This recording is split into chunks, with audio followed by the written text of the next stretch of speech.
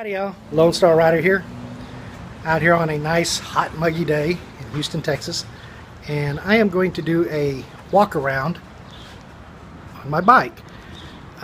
Show y'all this bike off a little bit. This is a request from Navy Thomas 8, a YouTuber, fellow YouTuber. He does a vlog on his website, and he's also into metal detecting, if you're into that kind of stuff, and he has a great channel. Go check him out. So let's check my bike out. Alright, my bike is a Victory Vision. It's a 2010, and it has over 80,000 miles on it. It's been all over the United States. It is a 106 cubic inch motor in it, and I've not had a single problem with the motor. The only thing that I've actually had to do is switch out the clutch, which I think I'm pretty bad at clutches anyway. But anyway, I love this bike, and I would buy another one in a heartbeat. It's been a great bike. It's about 900 pounds dry, somewhere around in there. Has these saddlebags, which look like, if you look at the saddlebags on the outside, they look like they're huge. But in fact, they'll hold about a helmet in there. And I've got my rain gear and the bike cover in here.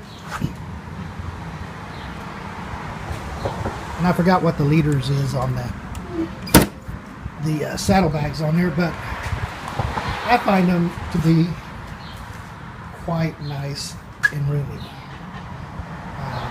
Of course, there's two saddlebags.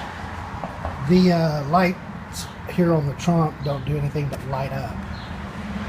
I wish they would also do the brake. There's a mod to do that, but I haven't done that yet. The tail lights are fairly bright. The tailpipes on here are stock, so they're not very loud. I prefer quiet bikes anyway. The bike has ABS brakes on it, which they do work. Let's take a look at the trunk here. Oh, by the way, I did put this rack on the back, which I use every once in a while, but it's quite heavy, and it did cause a little bit of problems, which I'll show you here.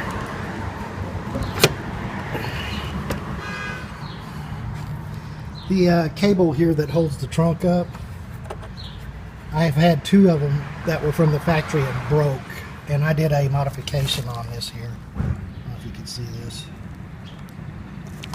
And then put paracord in there, and it's been holding ever since I put it there. I did add this mirror here. I do have to keep pretty. And the trunk is supposed to be able to hold two full-size helmets. I've had a full-size helmet in there, and it doesn't look like it would take another one. But it's a pretty good-sized trunk. And you know, I've got a bunch of crap in there. I've added the backrest on here, and I've got this little piece of cloth here because I put my luggage here, and it tends to rub on it. Let's see. Passengers right on here, they all seem to be happy and very comfortable in the back. There's all kinds of controls on here. Here's the stuff for the radio. I've got a Bluetooth module plugged into the power outlet inside here, which I'll show in just a minute. My iPhone sits here, and I use it to do video recording and controlling the music when I'm listening to it. There's my spot messenger, which I owe you guys a part 2 on this. This is the Spot Generation 3 is actually awesome. It's the best spot that they put out yet. So if you're going to buy a spot, I would get the Generation 3. Of course, this is my shark helmet. I'm going to move it over here. I added the GPS. This is a Zumo 660, I think, something like that. It's great GPS. Here's the dashboard on here, which suffices for everything. There's a tack on it, miles per hour, fuel, and a battery gauge. Might be nice if there was oil pressure there, but there's not. It does have an electric windshield here, which is quite nice. I thought I would never use it, but I use it all the time. The mirrors are not perfect. I added these spot mirrors in here. It would be nice if they were just a tad higher, but they do work, and they're fairly big. Also for electric, they're heated grips here and on the seats are heated. I don't like where the switches are. They're right here under the rear seat, so it tends to get a little bit hard to get to. The seat's been pretty nice, except for after 4 years now it's starting to come apart here, so I'm going to have to get the seat redone. Has 2 bulbs in the front and a HID light, which I leave on all the time. Never had to replace the HID light on here, but the 2 lights, the halogen lights here, I've had to replace 3 times. I did it myself twice, and it is a pain in the ass to do. You take this off, and this is where you get to the fuses, and try to wiggle your hand down in to get to the light. Change out the headlights and other stuff. Actually, you go from the bottom up to change the headlights out. Let's see. I did do a video on these deflectors. This is they come from the factory with plastic ones here, and then you, as an option, you could put the plastic ones on, and I replaced them with aluminum. I'll put a link down there where you can see the video on that. It has huge floorboards on here. I put my foot all over the place. I did add this piece of rubber here on here. This was another option. And I did add these foot pegs, which makes another option for having your foot placed somewhere else. The only other problem that I think I've had on this bike is that the kickstand broke, and the tip over protection here and here actually work. I was at a gas station and the thing just fell over, made a big loud noise, and it stayed up. It didn't go all the way over. Very cool.